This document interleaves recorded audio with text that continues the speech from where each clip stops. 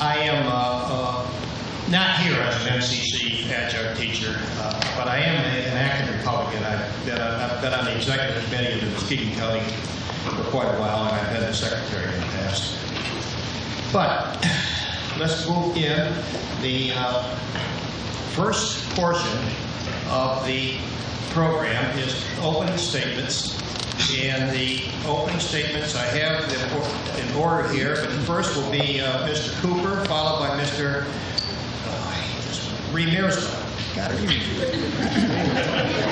We'll take it. Please go. 2 minutes, Mr. Cooper. 2 minutes. I'm Bill Cooper. For those of you who haven't met me before, I'm here with my wife Wendy tonight. I have 3 small children, 9, 7, and 5-year-old daughters. I'm the only person sitting on the stage that can say they're a job creator and a proven leader. Over the past 25 years, I've started roughly 8 or 10 different businesses. I've created more than 500 jobs, made more than 1,300 straight payrolls, been an Entrepreneur of the Year finalist 4 times with 4 different companies, 4 different years. And I think that's the type of person we would like as a congressman. One of the differences, and the reason why I believe that's relevant, is because in the private sector, there's a 90% failure rate in small businesses. In the public sector, there's a 90% re-election rate in any given election year. And I think that's important to note because I've survived and thrived in a world that has a 90% failure rate. And you get pretty good at making tough decisions, and you get pretty good at solving complex problems when your survival in business depends upon that.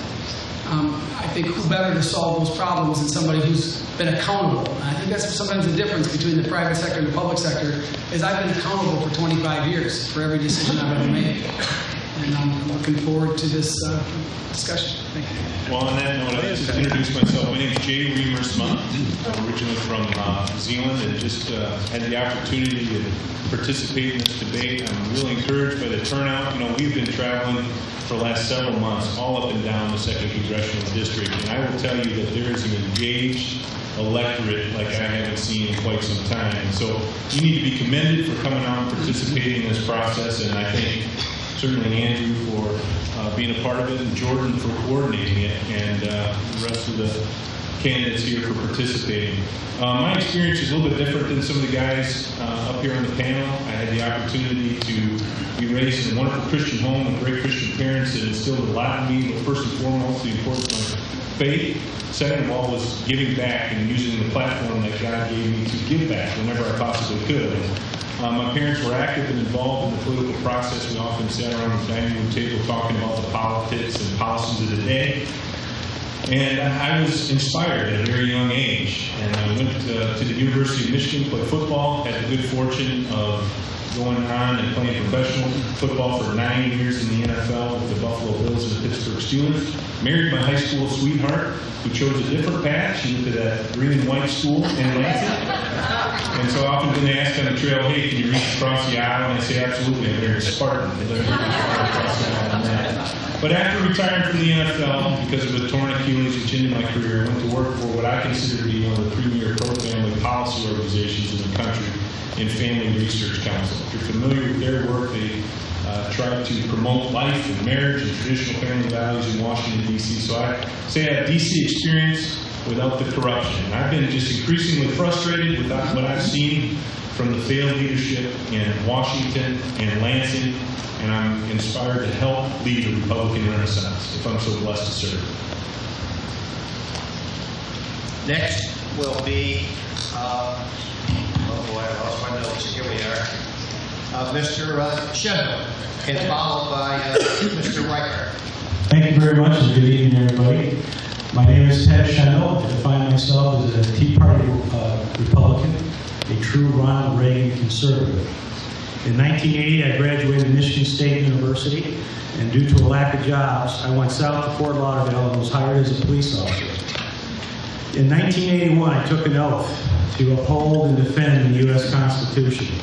While working at the department, I met my wife Kelly, who was also a police officer. We started a family and had 2 wonderful daughters, Brooke and Brittany. After serving 24 years, I retired as a police sergeant. I moved back to Michigan and now work for the Benson County Sheriff's Department. I am pro-life, pro-Second Amendment, and a fiscal conservative. Let's take America back. I don't want to go to Washington, D.C. as your next congressman. I want to go as a soldier to defend your God-given rights and protect the second most important document on the face of this earth, second only to the Word of God, and that is our U.S. Constitution. This current administration is leading us down the path of European socialism. When it's time for our men and women of our military to come home, I want them to come home to America. I believe we are at a pivotal crossroads in our nation's history. One of two things will happen in November.